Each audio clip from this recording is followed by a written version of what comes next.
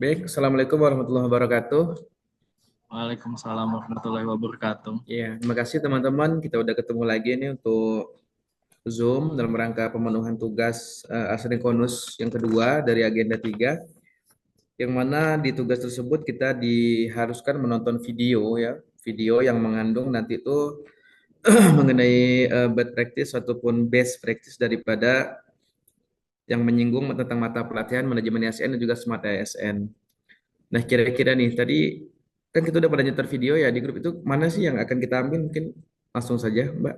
Kembali di Sapa Indonesia Pagi. Saudara, polisi menetapkan 30 tersangka dalam kasus mafia tanah dari 10 laporan yang diterima polisi sejak tahun 2020 hingga tahun 2022 dengan jumlah 12 korban. Salah satu korban yakni selebritas Nirina Zubir. Dari 30 tersangka saat ini, 13 diantaranya adalah pegawai BPN yang terdiri dari 7 orang ASN Badan Pertanahan Nasional dan 6 pegawai tidak tetap. Kapolda Metro Jaya Irjen Fadil Imron mengatakan penyalahgunaan akun BPN RI dan program PTSL merupakan modus baru yang ditemukan dalam pengembangan kasus mafia tanah. Ada beberapa modus operandi dengan misalnya melakukan penyalahgunaan akun BPN RI pada sistem aplikasi KKP. Bahkan ada mantan pejabat BPN yang juga akunnya dipalsukan. Nah, ini mungkin menjadi bahan ke depan agar ini tidak terjadi. Nirina Zubir yang menjadi salah satu korban sindikat mafia tanah mengapresiasi pengungkapan para tersangka. Namun ia berharap para mafia tanah dapat dimiskinkan untuk memberikan efek jera.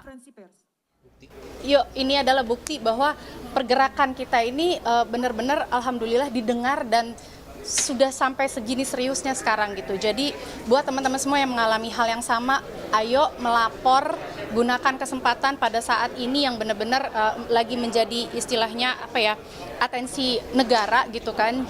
Bersuaralah, jangan takut dan mudah-mudahan keadilan berpihak kepada kami yang menjadi korban ini. Sementara itu, Menteri Agraria dan Tata Ruang Badan Pertanahan Nasional Hadi Cahyanto menyebut mafia tanah ada di mana-mana.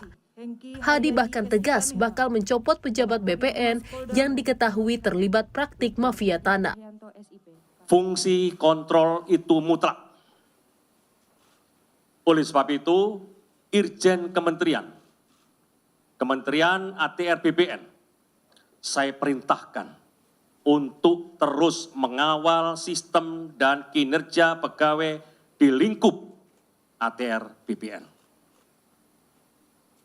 Saudara-saudara, apabila terjadi pelanggaran, saya tidak segan-segan untuk segera mencopot proses hukum dan pecat. Dari total 30 tersangka yang diumumkan, 25 orang diantaranya telah ditahan pihak kepolisian. Selain pejabat dan pegawai BPN, penyidik juga menangkap 2 ASN pemerintah daerah, 2 kepala desa, seorang penyedia jasa perbankan, serta 12 orang masyarakat sipil. Tim Liputan Kompas TV.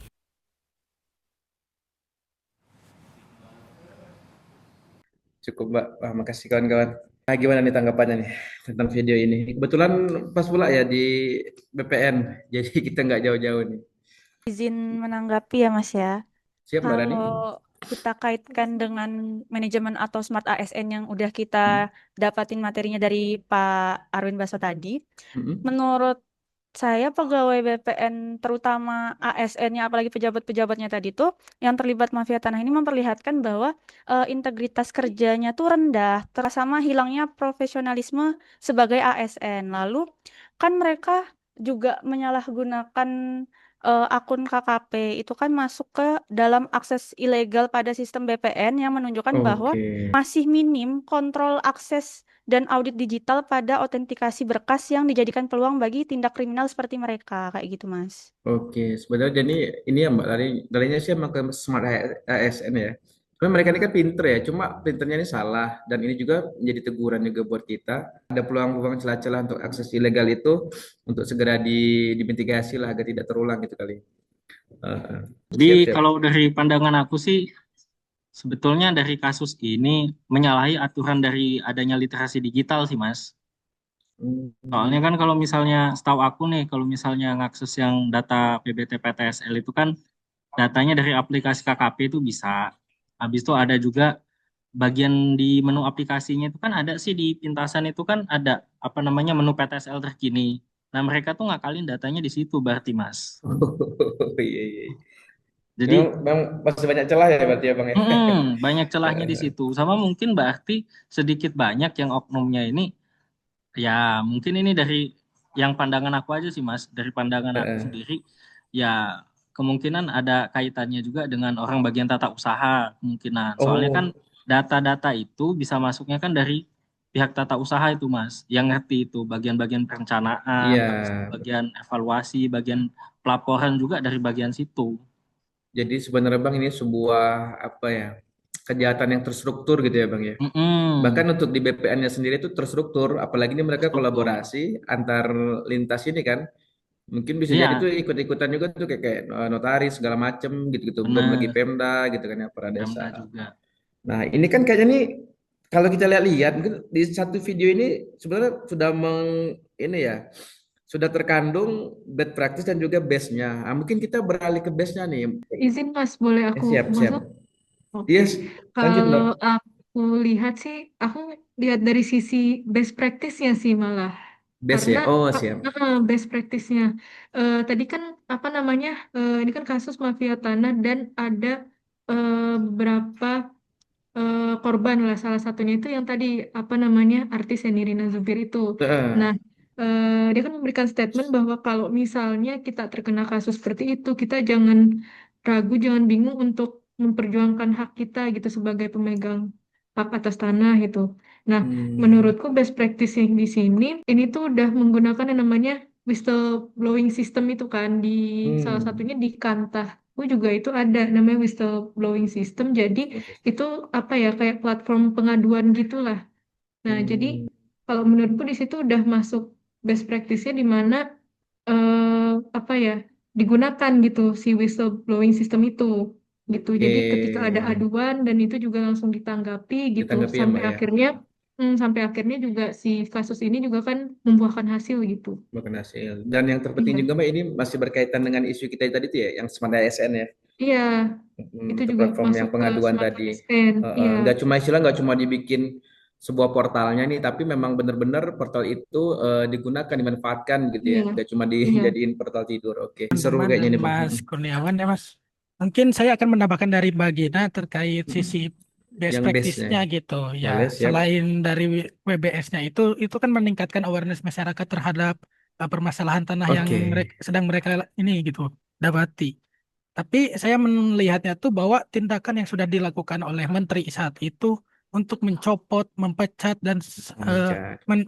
memecat seluruh pegawai yang terlibat dalam kasus mafia tanah itu sudah sangat baik sih Mas. Dalam Oke. sisi manajemen ASN ya Mas ya.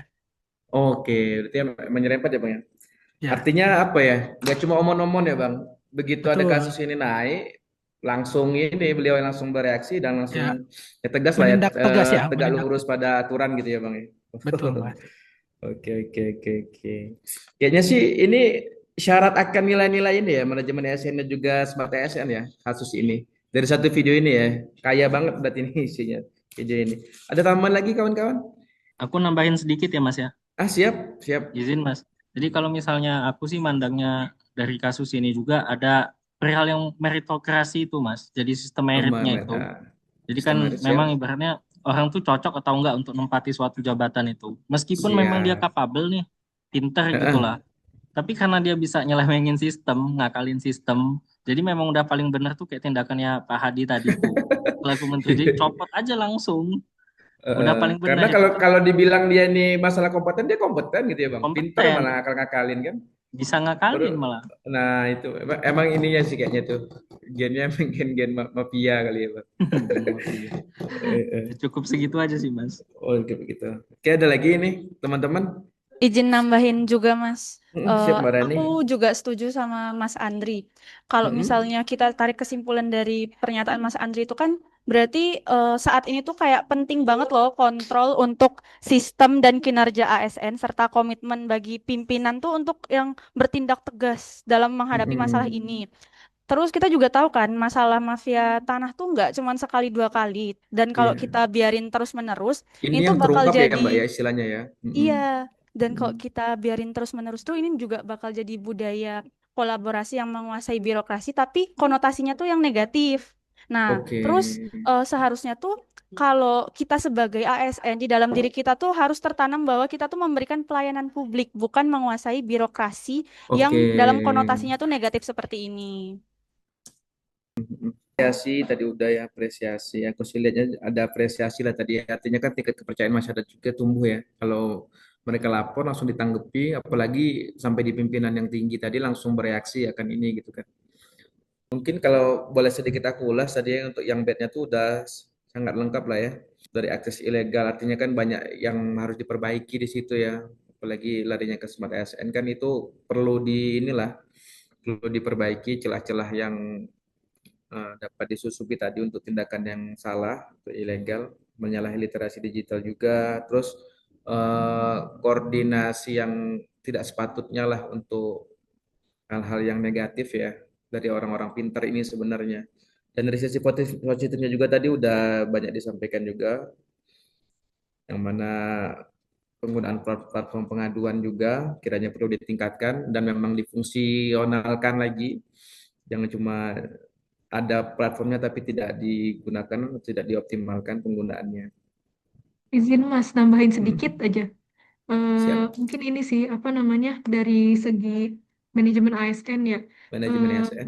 itu kan, apa namanya, tentang kode etik ASN, peran kedudukan fungsi ASN juga. Nah, jadi ketika misalnya seorang ASN itu melakukan suatu kesalahan, dia melanggar hukum, seperti itu yang tadi mafia tanah dari Mm-mm. ASN BPN juga. Nah, itu menterinya sendiri pun sangat tegas untuk proses Hmm. hukum aja gitu, tanpa pandang bulu gitu, mau itu dia Hmm. pejabat di BPN atau dia punya jabatan tinggi atau apapun, tetap harus diproses hukum kalau memang dia melanggar kode etik gitu. Dan terbukti salah gitu ya Mbak ya. Iya, Kudu terbukti harus nih. salah. Iya, Nggak gara-gara kita satu seragam, satu atap, satu instansi terus saling melindungi untuk lantas hal-hal yang dilindungi jelek ya saja gitu, begitu. lantas kebal Iya. hukum itu enggak sih. Enggak ya. Siap, siap, siap. Iya. Keren sih Mbak tambahannya. Para ASN muda untuk mengambil hikmah dari video tadi, baik di sisi negatifnya untuk tidak kita tiru maupun sisi plusnya yang untuk kita tiru. Ada lagi atau kiranya cukup? Oke, cukup ya teman-teman ya. Sampai jumpa di diskusi tugas-tugas selanjutnya nih kalau ada. Terima kasih kesempatannya teman-teman, tetap kompak, sehat selalu. Kita akhiri ya. Assalamualaikum warahmatullahi wabarakatuh. Waalaikumsalam Waalaikumsalam warahmatullahi wabarakatuh. warahmatullahi Makasih wabarakatuh. teman-teman. Teman-teman. Eh,